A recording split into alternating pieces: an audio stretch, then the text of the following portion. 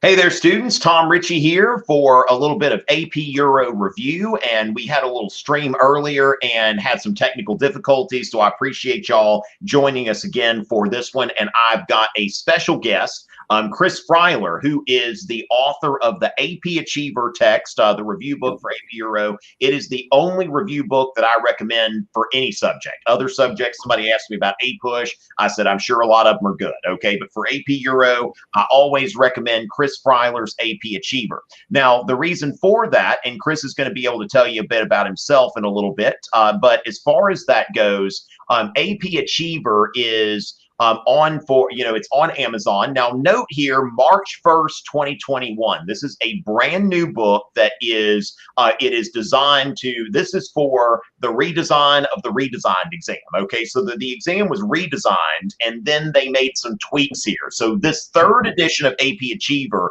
is the most up-to-date edition. Now, if you're looking at Amazon.com and you go in and you search for AP Achiever or AP Achiever Freiler, you'll see that there are the other two editions. We want to stay away from those. And then we see here with the Venice Canal here, this is the latest edition of AP Achiever. And I will put a link later into the YouTube chat so that you are in the YouTube description. And those of you who are here with me on Crowdcast, I'm going to go ahead and drop a link here.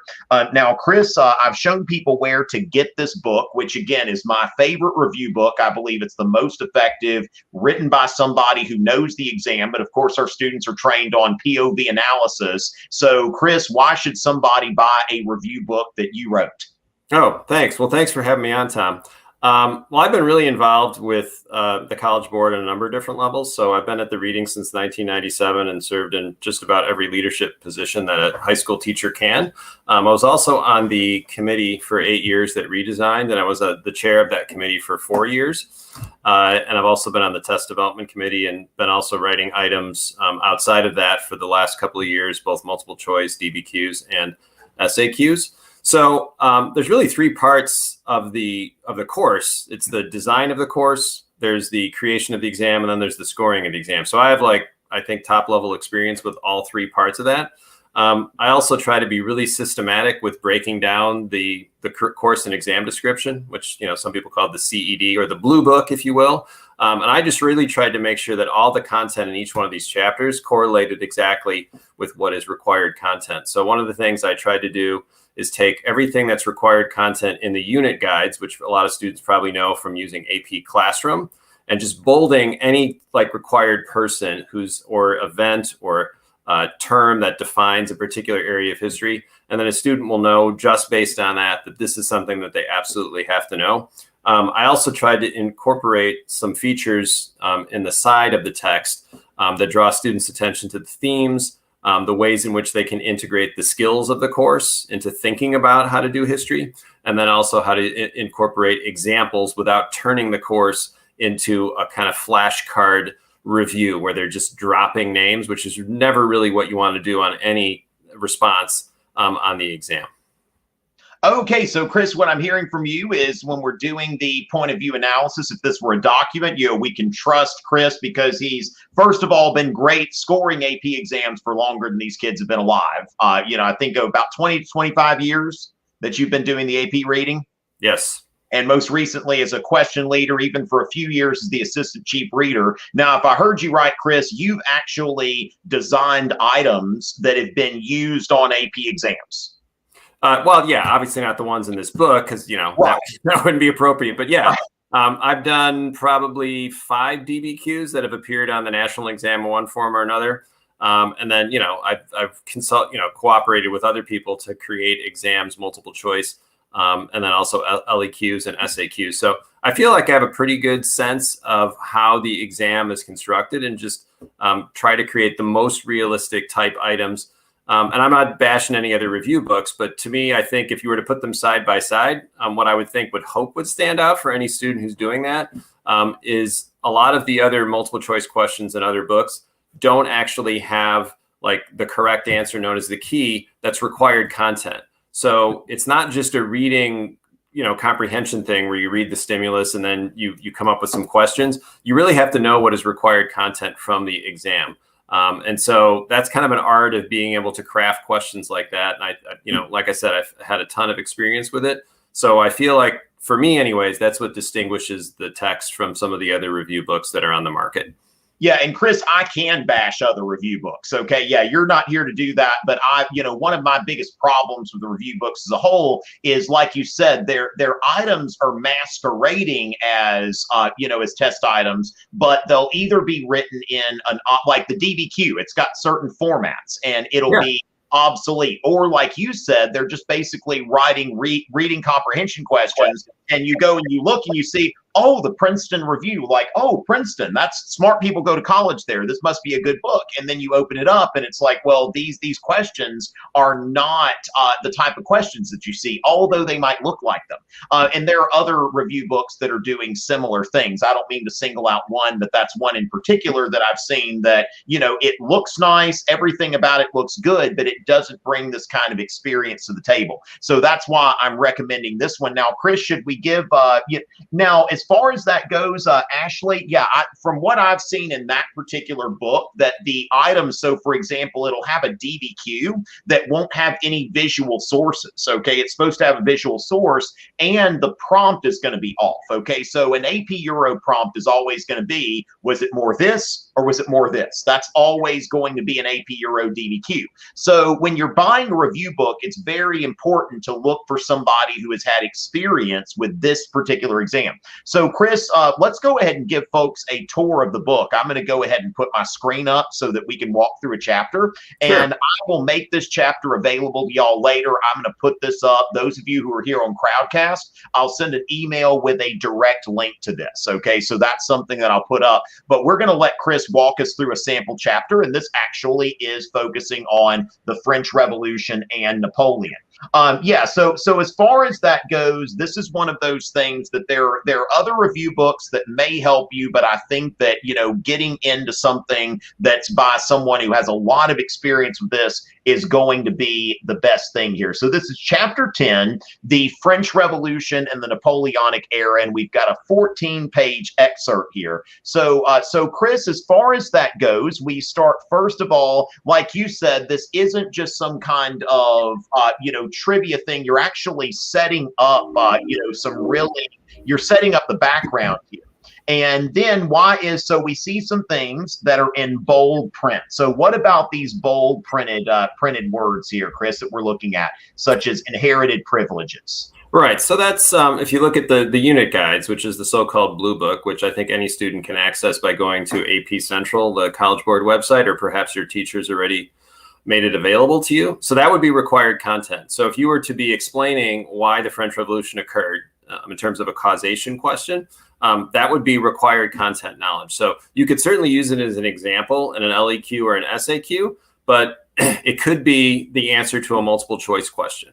And what I tried to do at the beginning of the chapter, the first paragraph basically, is to kind of lay out the context of why this particular development, the French Revolution and Napoleon, is so critical, and lay out a couple of interpretive questions. So my goal here is to help students learn to think like historians and to really focus on and introduce them to argumentative writing and the whole notion that history isn't simply a chronicle of the past, like a series of events one after the other, but it's an art of interpretation, interpreting sources, interpreting historical events in context. And I really want to draw students' attention to using the historical thinking skills and the content to be able to have a richer understanding of dealing with a really complex topic like this French Revolution. So the unit guides that you have right there where it says key in, those are the topics that would be covered in this chapter that would be part of the Blue Book, the unit guides. So it just kind of correlates everything with the course framework, which is really what defines the course.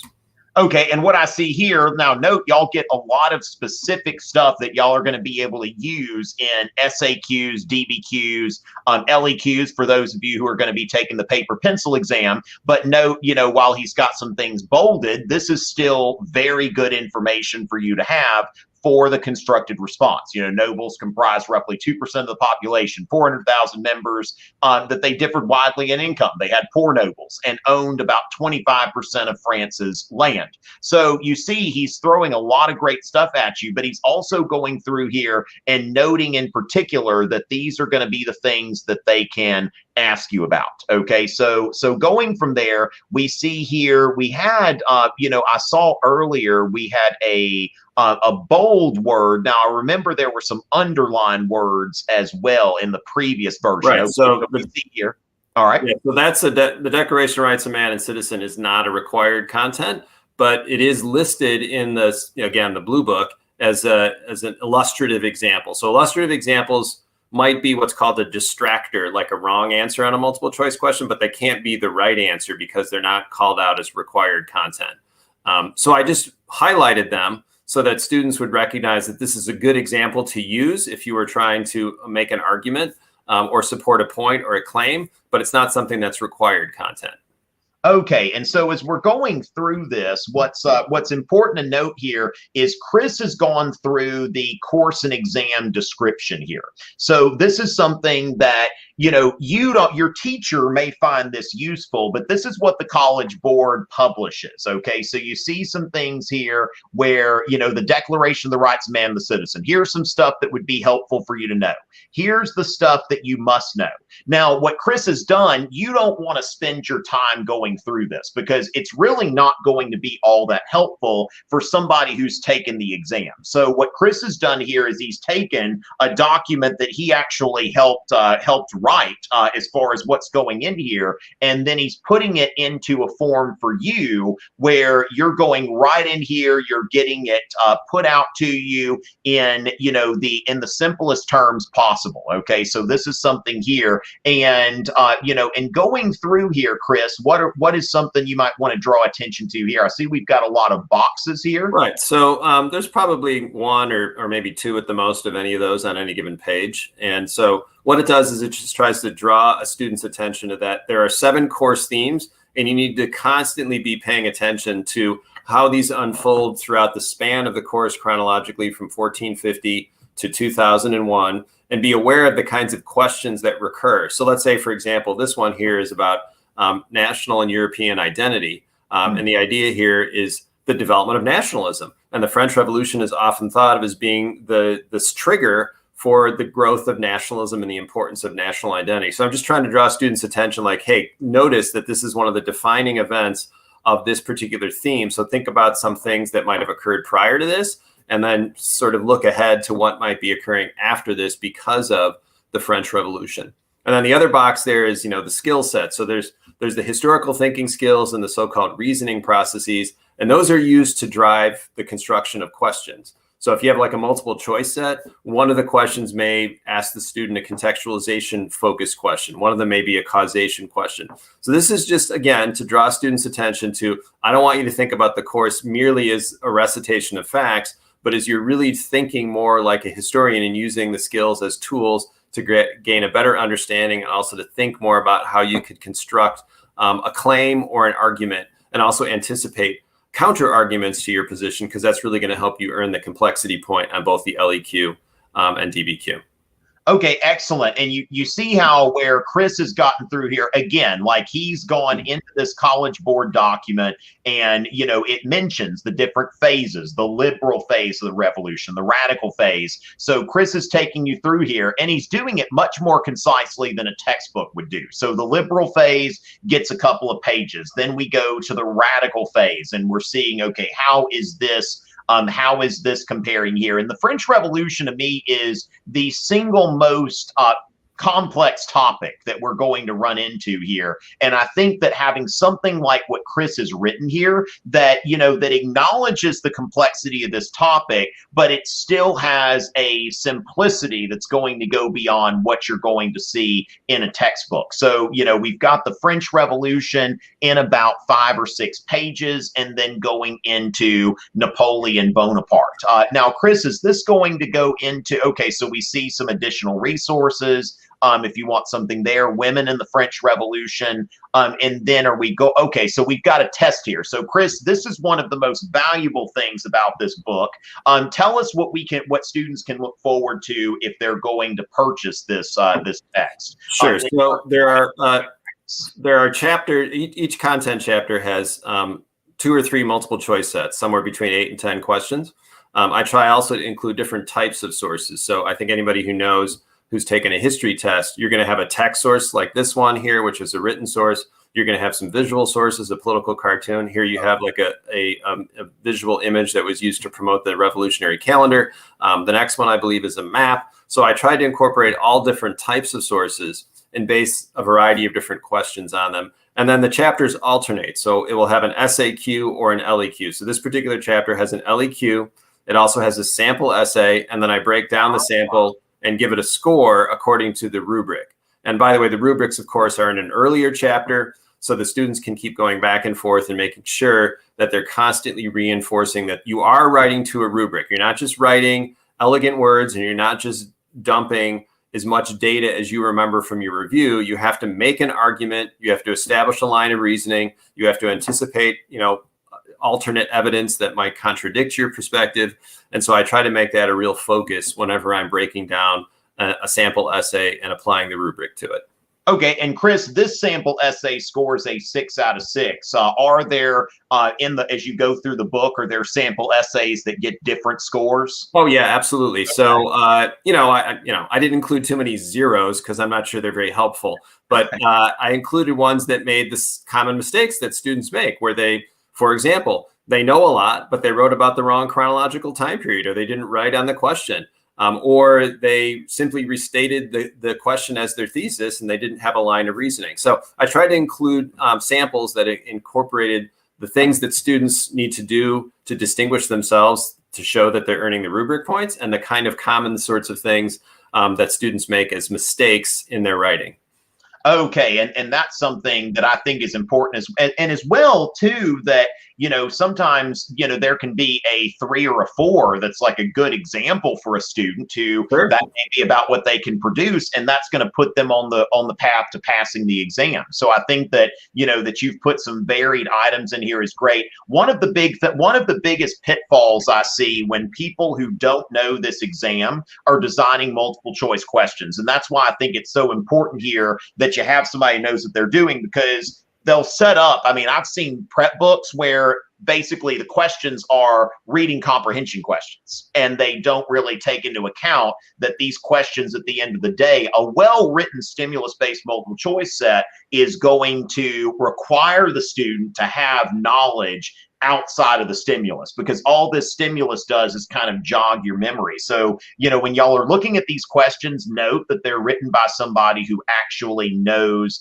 the tricks of how these questions are written, because if you're practicing with questions that are not written in the same kind of format as the College Board, it's not going to be very good practice. So Chris, and to my audience, I'm going to be making this sample chapter available to y'all. So y'all just look out for an email from me. If you're watching on YouTube, I will put this out on, in the video description on YouTube once I have it linked. Now, Chris, we've got a few questions here from the audience. Now, this is an excellent question here, okay, because I always wonder how much to really put on this.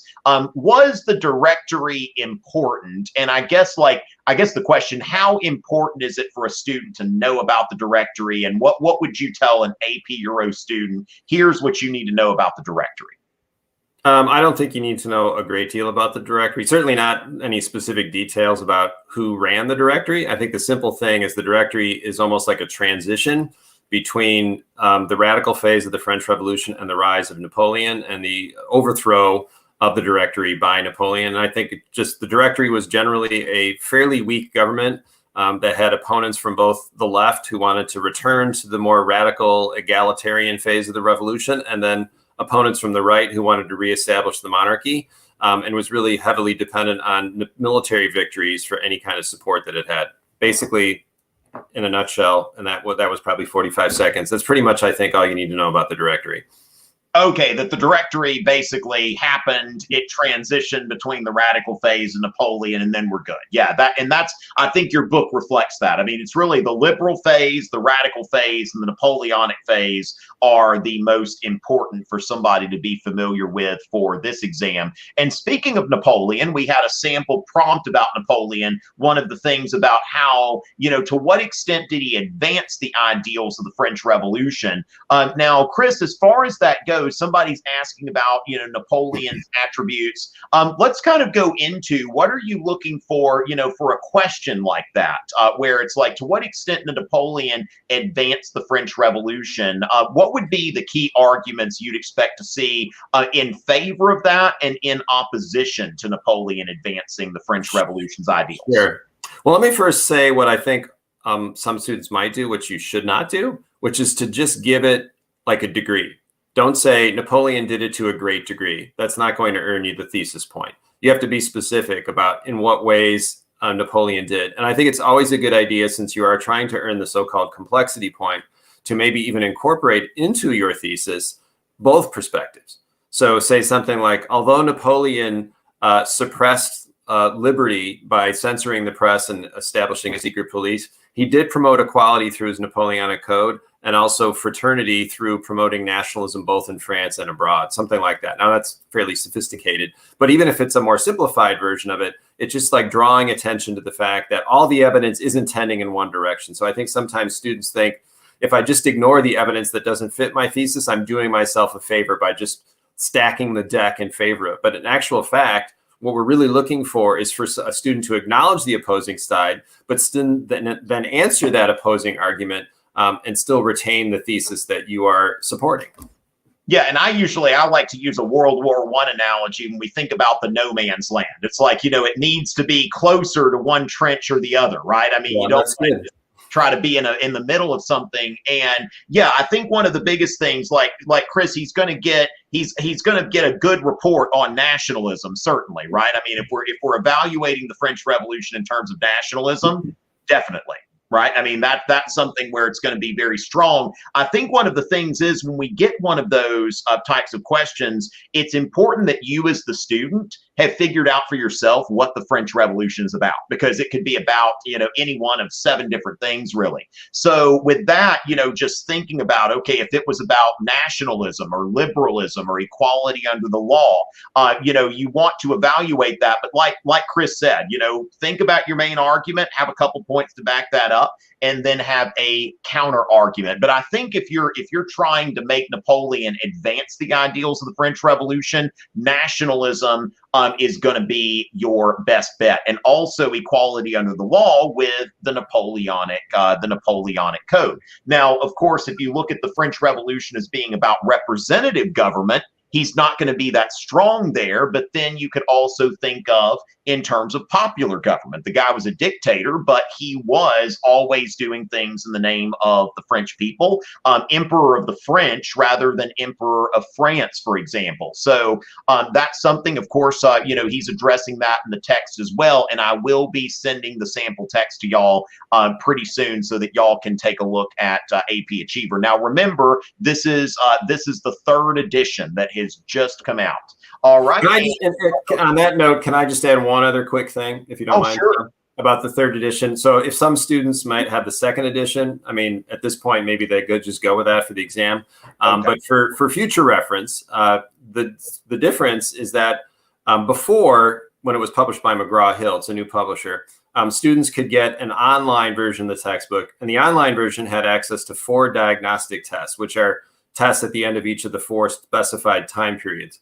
So those are now in the book. So you don't have to purchase any additional. And unlike maybe some other review books, which require you to purchase an additional booklet to get the answers to the questions and also the explanations for the multiple choice and all the samples are freely available either within the book or for the 4 diagnostic tests, links you to a website, and you can just go online and find out the answers to all the multiple choice questions and an explanation as to why they are the correct answer, along with the sample essays. So that means that there's 2 full practice exams. There are the questions at the end of each chapter. There's the 4 diagnostic tests, each which has 30 multiple choice questions, 2 SAQs, an LEQ, and a DBQ. So altogether, There are 7 DBQs. There's probably about 25 LEQs and about 25 or more SAQs and over 350 multiple choice questions.